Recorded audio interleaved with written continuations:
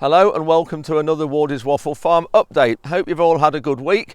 In this update we look at our new sprayer. We've got that on order that you know, and it's a Househam that we're going to be having, and we went across to the factory just to get the final specifications sorted, so we've got a brief look at that. And also I'll look at our direct drilling plot samples that we do, and I explain a bit about the results we're going to be getting. They're not in this update and I'll explain why in detail. I also go through all our harvest yields and give you a full update on all the cropping and how they've all performed, which is really fascinating. I also went down to NFU HQ at Stoneleigh, and for those of you foreign listeners, NFU is the National Farmers Union. The HQ at Stoneleigh yesterday, that was Friday, for a sort of a Q&A with the Prime Minister, or the hopeful Prime Minister, Rishi Sunak, and there was probably 120 people in the room and 700 online, so that was an interesting talk, but I'll get into that in a bit more detail later on. And also Ruben sprayed off the beans this year, the bean stubbles rather, ready for cultivation, so we look at that. So without any more from me now, the light's just going, let's crack on with this update. Thank you very much for watching, hope you enjoy it, and here we go. I'm just at Househam's with Tom and Ruben, and we're just looking at the new sprayer spec and just getting a few things finalised. So what we've got here, Nick, looks a bit different to a normal machine. 1.7 metre clearance air ride. This is for spraying such as sunflowers and maize. Going what, in this country? No, this machine's actually from Romania. Right. And how many do you sell out there? You sell a few? Yeah, I mean, export wise we try and do 30%, so yeah, probably 5 to 10% of that will be Romania. Yeah. And then split between other markets in Australia, New Zealand, all around the world really. Yeah, brilliant. 4,000 litre demount for an air ride.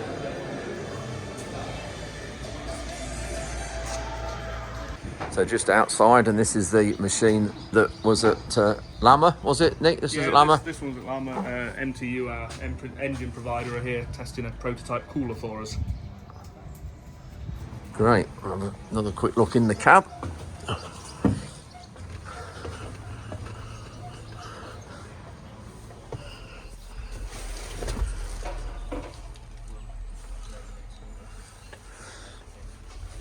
Yeah, looking forward to getting in this. Good. So this is a 24 metre Harrier. This is the one that was at Lama, we've just seen a second ago. And then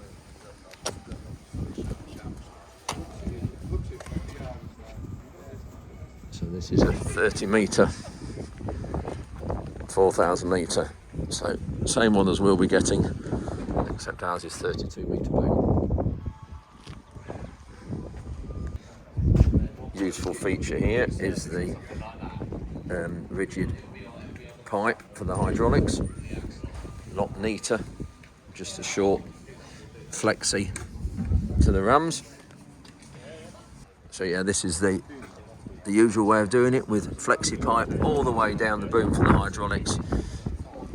And then if you have a pipe burst, you've got to replace the whole length, unless of course there's a joint. So putting the rigid pipes on here is much better than there. So just to update you when I'm going to give you all the results from the direct drilling plots, I've just packaged up all the samples we've taken from all the drills, and I've just got waiting for those to be collected. I'll just show you those in the weighbridge here in front of me in a second. I'm just waiting for those to be collected, and then they're going to be Agri going to analyse them all. Now we're going to need to do we've got the bushel weight readings, and I've got the actual tonnes that we've harvested off the plot, but I haven't calculated that into tonnes per hectare yet, which I will do. But the analysis I want doing here now is we're going to actually send them away to be tested for grain nitrogen, because obviously as malting barley the nitrogen content is crucial, and I think you'll get differences, because you do get nitrogen dilution. If you get a high yield on a crop, then you'll get dilution of the grain nitrogen, and so that's going to be quite fascinating to see if we've got that on any of them. And also we're going to be looking at screenings as well, because obviously that's all directly relatable to crop density and also yield. So by the time we're finished, I'm going to have yield, we're going to have screenings, we're going to have grain nitrogen. We'll also did some root mass assessments, if you remember, in the growing season, percentage establishment as well, and we also have got some tissue tests as well. They were done at twice throughout the growing season. So I'm going to get all these together in one video and put that out. So hopefully I'll get all the results back this next week, and I'll and get that update on next Sunday, so a week's time. So hopefully that will all be good, and it will all be in one place and all together, rather than me giving them out in bits and bobs. So just be patient, please. They're going to take a lot of putting together, but I'm sure it's going to be well worth it when I do it. To get to the trials, we took a full combine breed, 10.5 metres through each plot. And if you remember, there was a drilling in the morning that went in better conditions in the afternoon because there was rain after lunch. So we made sure we got the plots in the morning, so all of them were consistent. And we took one 10.5 metre width through the plots, and then emptied that into the trailers, and then brought that back to the weighbridge, weighed it, sampled it, tipped it, and then back on the weighbridge empty. So we got a true accurate weight to allow for diesel usage on the road and things like that. And in most cases, there was only between 1.5 and 2 tons of grain. Bit of work with the trailers, but we made sure we did it because it made it more accurate. Then we took 2 samples out of each each load that came back here, which obviously was each drilling plot. So we took 2 because we're going to have keep 1 for our own use, just so we've got a record of it in case we lose the other one, and then the other one will go off to be analysed for nitrogen content, for bushel weight, for screenings, and everything we do for malting barley, because it is going to end up, it's all been tipped on one heap for malting for barley. So hopefully it will go for malting. It will go to Burton-on-Trent Brewery, the Molson Coors Brewery, and it will go to make lager or beer. So hopefully that's where it'll end up. But at the minute, we've got two samples from the free flow drill, 2 from the Avatar, which is a disc drill. We took the car park, if you remember, those of you looked, we drilled that about a week later, and it was the area outside the plots, and everybody said how well it looks. We have taken a breed out of that, and there's the samples. We've got the Amazon Cayenne, which is a tine drill, Sumo DTS, which is a strip drill, Weaving Sabre Tine, a tine drill, Simtech T7, the little mounted tine drill, Dale Eco, which is a disc drill, Sky Easy drill, which also is a disc drill. Sorry, the Dale Eco is a tine drill. The Easy drill is a disc drill, and the Claydon another strip drill, and then the Horizon DSX also a disc drill. So there's the 10 different drills, all the samples from each one. We've got the yields. We're going to be giving this out properly over the next week or so to make when I get all the results back. So it's going to be fascinating reading and giving you this information. All the samples are kept in these plastic boxes here. So there's the oilseed rape samples from all the ADM rape we've got in store with 2,800 tonnes. There's a sample there from every lorry load that's gone in. There's the wheat samples, and we've got a representative sample. This is from the field. And we've got representative samples here from every plot. So 22 acre laureate there. That's a small amount there for every trailer load that's gone in there. And then on here is the trials that we've just done. So the various trials we've done, and these are all the drilling trials in this box. You can see there, Cayenne there, Avatar. So we've put these in there so we know where they all are. And then this is the box that's rated to now to be sent away to be analysed. This is all the drilling plots and a few other fields as well. You see there we've got Shabras there, some wheat. So this all got to be sent away and collected by Agri, and it will be all analysed in their lab. So I thought now's the ideal time to get you fully updated with all our harvest yields. Now that we've finished, I've managed to work everything out. I've got my crib sheet here because there's lots of different facts and figures. If we start off with the spring crops first of all, again, with this spring barley, we've got some huge variation because some of them was on the direct drilling plots, if you remember, where we had the open day. We then also had our long-term cover crop and direct drilling, and then also we had the field next door that was done in our conventional system. So if I look at overall, spring barley overall did 6.5 tonnes per hectare, so that is quite a poor yield, which is 2.6 tonnes per acre. But the direct drilling and cover crop, so the long-term cover cover crop field that you've seen I put in the last video, that was 6.15 tonnes a hectare. The direct drill plot field was lower, obviously that was drilled later and not gone in very favourable conditions, and that was 5.4 tonnes per hectare overall, and that is 2.2 tonnes per acre. But the field that we do our conventional system in, you saw from my other video, came out at 7.9 tonnes per hectare, so that's conventionally worked in the autumn, left over the winter, and then drilled in the spring, and that's come out the best. Spring beans this year were a disaster, and I think I'm hearing they're a disaster for most people, and ours came in at 3.2 tonnes per hectare or 1.3 tonnes per acre, so really poor yield, but I think obviously that reflects the dry spring. Spring oats again were about a tonne a hectare down. We've averaged just about 5 tonnes per hectare, so 2 tonnes per acre, and they were again I think down to the rain, and we had quite a lot of our oats up on the light land up on the heath.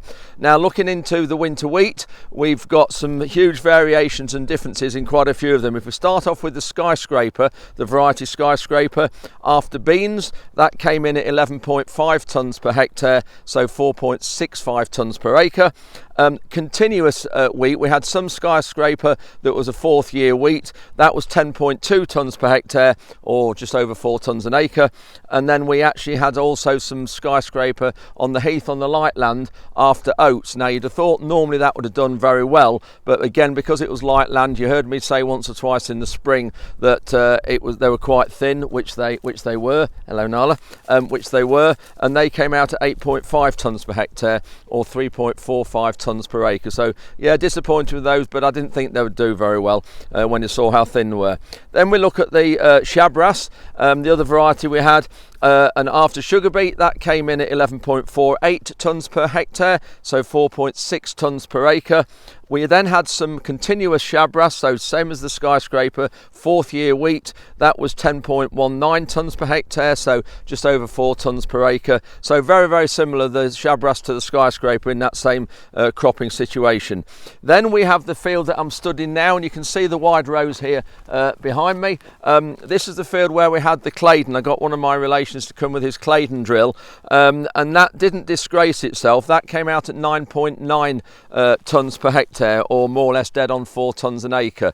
And when that was put in the ground and it started to come through, it didn't look very good. It didn't look very good over the winter, and then it just gradually kept improving all the time. So for that to be 9.9 tonnes per hectare here against our conventional system just across the field of 10.2 tonnes per hectare, I think that Claydon on its own was good. And if you actually probably costed that out and with the cultivation in the other field, that would be more profitable than the other one, than the continuous field where we did it with the solo and everything and the drill. So that's the Shabras. Now the best winter wheat yield we had of all was Shabras again after one of the sugar beet fields, and that came in at 11.9 tonnes per hectare, so 4.8 tonnes per acre. The worst wheat field we had was again Shabras, that was on the heath after oats, that was 7.9 tonnes per hectare, again because it was thin, so 3.1 tonnes an acre. But overall, across all the acreage, all the soil types, all the varieties, we've actually averaged out at 10.3 tonnes per hectare or 4.2 tonnes per acre. So I think with all things considered, with the dry weather we've had and the very dry spring, we then had obviously the very hot weather at harvest, where a lot of our winter wheat was only harvested at 11.5% moisture instead of 15. So we've lost 3.5% in weight. So I think all things considered, 10.3 tonnes per hectare for our average wheat yield on this very heavy clay soils and the light soils, 4.2 tonnes an acre. I think I'm got to be happy with that. So that's where we are with those yields. It's Friday morning and I've come to NFU HQ at Stoneleigh, and we've got Rishi Sunak is here for a Q&A with members, so I thought I'd come along and just see what he's got to say.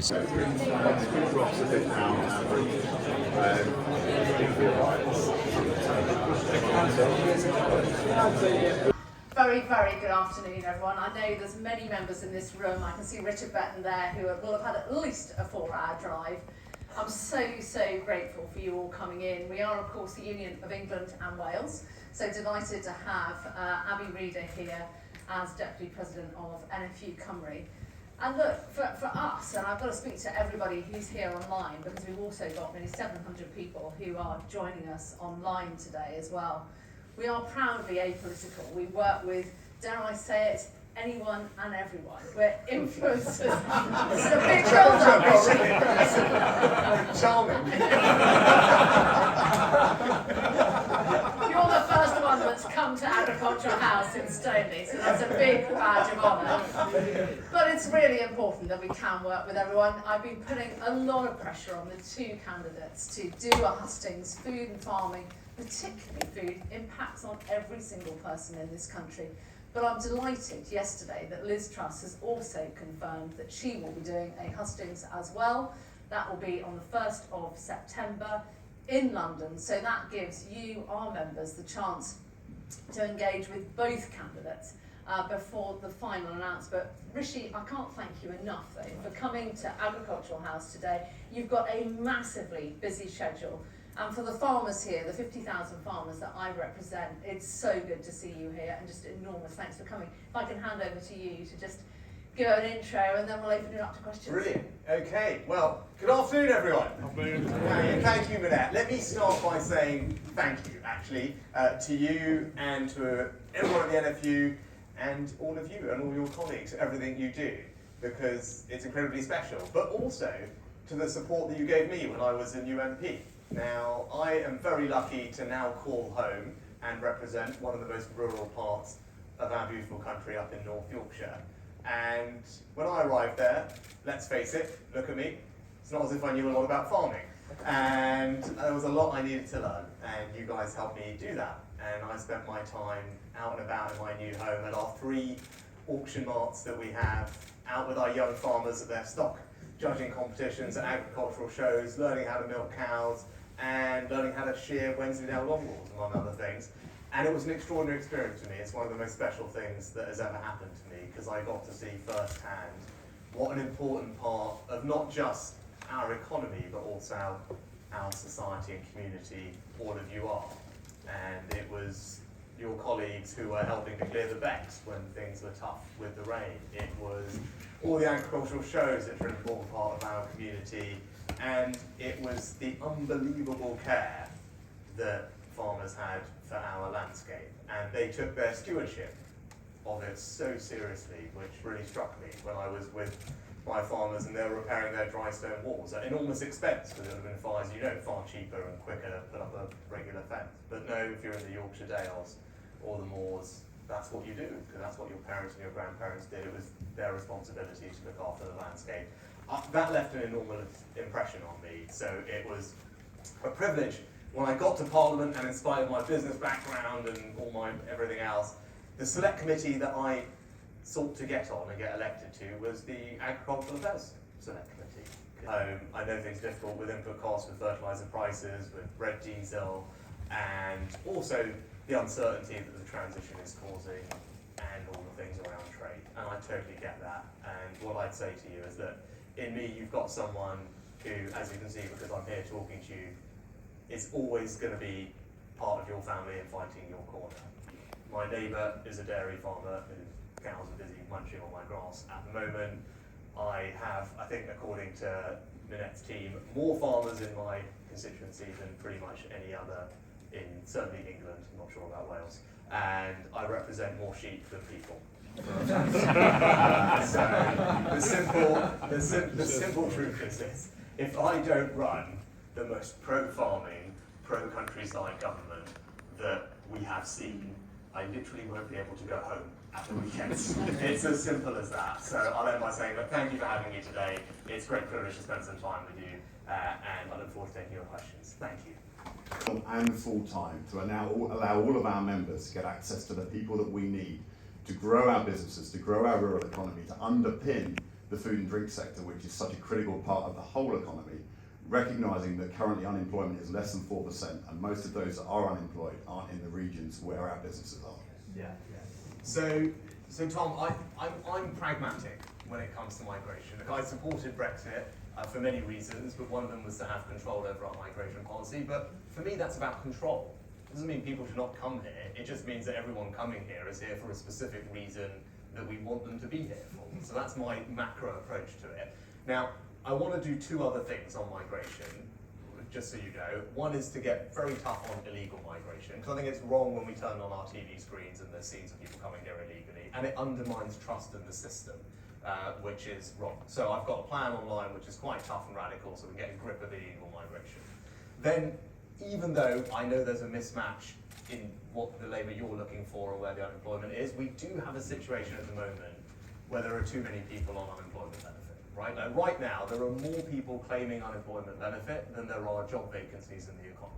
Right? So that, just from a kind of big picture perspective, isn't right, and we shouldn't have that. So I want to reform the welfare system to make sure that people move off welfare and into work. It's good for them, good for their families, good for all of you taxpayers, and it will ease inflationary pressures.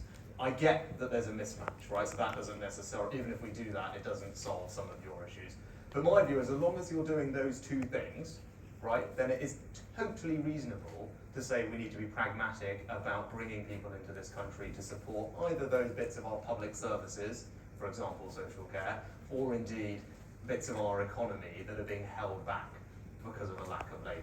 So that's my approach to it, and I would be prepared to be flexible, both about shortage occupation lists for the longer term stuff and the seasonal agricultural worker scheme, which I know we back and forth on what the right numbers is. But look, I'm a pragmatist about it, and I'm happy to deliver that pragmatic approach and bring more people in, because I'm going to be tough on the other two areas. And agriculture has the opportunity to provide some of the solutions to some of the biggest problems that we face in this country at the moment, whether it's climate change, biodiversity loss, food security, of course.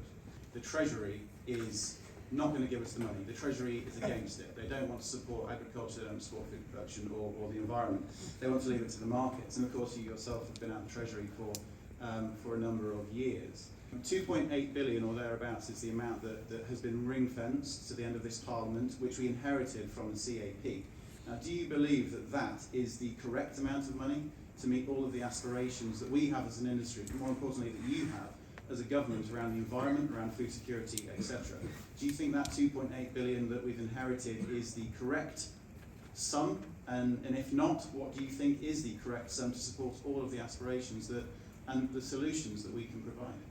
So Joe, I mean, I was the person who protected that budget for this Parliament, right? And I made sure that we fully protected it in cash terms, and there were different ways we could calculate it, but I did not, there were, because remember it's set in euros and all the rest of it, but I actually found a kind of generous interpretation of how to do it to make sure that you guys got the funding that you needed.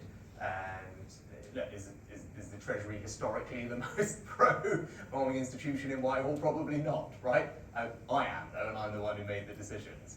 And that's why I made the decision that I did, to fully protect that budget and give the security of funding for this Parliament. I can't tell you, what should the budget be for the next Parliament, in the same way I couldn't tell you what the budget should be for anything in the next Parliament, because when we get there, we'll have a look at the pie and figure out how to cut it. For me, as exciting is, if you look at now the ability for us to do different things with that money, right? It's actually, it's now possible to say, hang on, we're going to do this thing, whether it's I don't know, I can't keep up all the names, that productivity improvement fund bit of it that Victoria set up, which, with George, which is, it seems to be working really well. And there were so many of you that were keen to get grants from it that they then, doubled it or tripled it and moved more money into that. So we can start to experiment. And if we find that there are things that we can do with that money which have a very high return, then that's great. Because when I sit down in 3 years with whoever the Chancellor is and say, okay, let's figure out how we split the pie for the next Parliament. If we've just got a bunch of products in your part of the world which are now really high return products, that's great, right? Because that means that we should argue for more funding, right? But now we have the ability to try things that will show us in the next couple of years that if you spend £1 here, you get 2 or 3 quid back from it because of what you're doing with the cash. So that is going to strengthen our collective case for saying, well, let's spend more over here, because we're competing with schools and hospitals and transport infrastructure and broadband and 50 other things, and ultimately you're going to think, well, we're going to spend £1, what we're getting back. Happened to change the economics of that offshore wind business in the last year, right? Nothing, right? Same business, same costs, same fair profit they were making at 40 quid. But we are now paying this very elevated cost to that offshore wind producer or a nuclear producer or anyone else, just because the natural gas price is very high. And we need to break that link. So we need to reform how our wholesale energy market works for electricity to break that link. And other European countries have already done that, and I've been pushing for a while as Chancellor to try and get that done.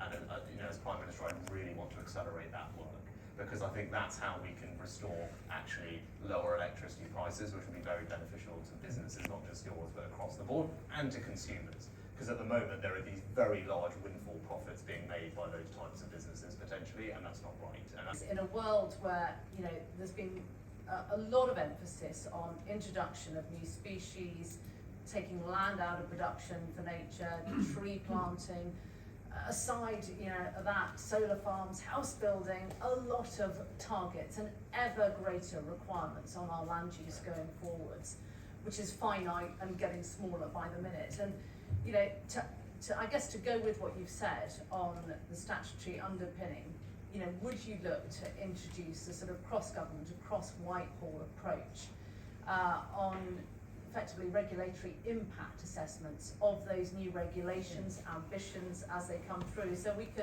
government could look at, well, actually it wouldn't be the best thing in the world to rewild that percentage because this is going to have that effect, or if we put in X amount more solar farms, house building, what is going to be the impact on food production? So I guess it's that cross-Whitehall approach. What would you look to do that, Rishi? Yes, so I think, Minette, your point is the right one, that ultimately if you're prepared to have a proper food security target, then everything else will flow from that, because then it is the thing that you have to trade off against everything else the government is trying to do. Now, I've said not only will I have a target, I want to chair the strategy myself from Downing Street and have a summit every year where we focus on it in Downing Street, because it's that important, and it'll probably be one of the more enjoyable meetings I will get to do every year, hopefully with all of you. But you're right, because ultimately, if we want to deliver it, then we have to recognise that the land, prime agricultural land, needs to be protected to produce food. So that means we have to take a different approach on solar farms. It means rewilding cannot come at the expense of food production when it's prime agricultural land, and we need to make sure the policy reflects that. Because as I said again, you know all the stats, right? 16% of our fruit, half of our vegetables, right? Still importing 40% of our pork, right? We've got ways to go in getting where we want to go, and that should be a priority certainly be a priority for a government that I'm privileged to lead, and it will be a great privilege to work with all of you in making that reality. It's been too adversarial. I look at actually our trading partners, soon to be Australia, New Zealand, the US, Canada. They have a much more partnership approach to that way of working, and that is genuinely the only way of work. So, and what we at the NFU have tried to do is wherever there is a problem, not just to go banging on government's doors saying, wind. No, this is the policy solution. This is what good could look like. And I hope you've heard from the people in the room today representing some massive and extremely diverse businesses that we really want to work with the next Prime Minister. We want a different relationship. I want an end to any adversarial approach. I want it to be about partnership. I want it to be about solutions. And hence the reason for inviting Rishi and Liz to these hustings, because it is so important right now. And I'm just thrilled, I gave the chance, as I have to Liz Truss, to meet anywhere in the country, quite literally anywhere, anytime, hopefully that they would say, well, actually we can't wriggle out of that one. But you, in fairness, said, no, I don't want to go to London. I want to go where is easiest for your members to get to. So is that London or is that your headquarters? I said, well, that's most definitely our headquarters. So I really appreciate you giving up the time and coming here today. And can we wish you the very best of luck? And I hope one way or another we continue to be working with you in whatever role you happen to be in. Please show your thanks.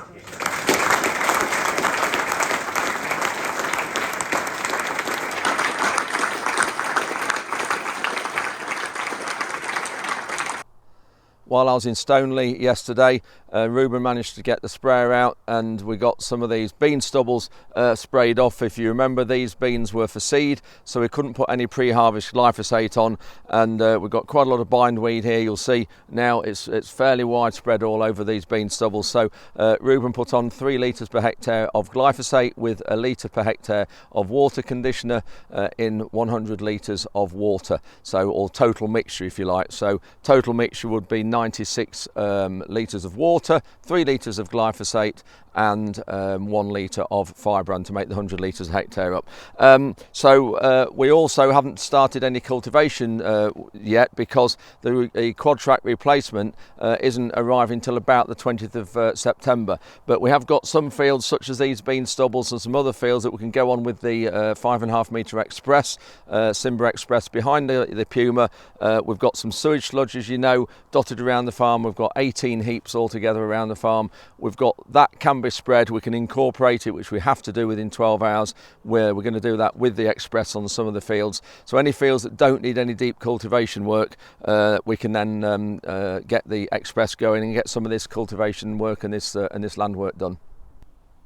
So that's it for this week's update. Just before I go, I did just want to touch on yesterday's visit to Stoneleigh, where I heard Rishi Sunak talk and give outline his views of agriculture and the environment going forward. And I must say, he was an impressive guy, a lot more impressive than what I thought he was going to be. You could tell he was from a rural constituency because he did know lots of facts and figures about agriculture and farming and the issues and problems we've got. I didn't get a chance to ask him a question. I wasn't chosen to do that, but I was going to ask him that just when he sat down for the Q&A, before that he gave 5 minutes update on his views and outlined his views for the industry going forward. And I was going to ask him that really mirrored the Conservative battle cry to get the farmers' support before the last general election. And of course we all know what's happened since then. And I was going to say to him that over the last 3 or 4 years, you really were part of a government that promised the world to agriculture and promised to do everything to help us, and yet in reality you've delivered very little and have done exactly the opposite of what you said. And why should we believe you now, and why should we give you a second chance? But I'd say unfortunately I didn't get a chance to ask him. But yeah, all what he outlined he was going to do, you've heard some of the clips that he said he was going to do. It sounds good, but words are cheap, aren't they? And anybody can say anything. It's actually delivering these promises that matter. But I don't know, I'm not a fan. They've done a lot of damage to our industry, the Conservatives have, over the last 3 or 4 years, especially, and probably done more damage than any other party over a number of years. But anyway, that's enough political from me. I know Liz Truss is going to be in London, and as any few members we can go and meet her and have a word with her, which I might do. Thank you very much for watching. Hope you've enjoyed this update. Please come back with any questions. Click like, subscribe and the bell sound, and we'll see you next time, which hopefully will be for when I give the full update of all the results from our direct drilling trials. I don't think it'll be next Wednesday. I'll see, but I think it might be the following Sunday, so a week today. Anyway, thank you for watching. Cheerio.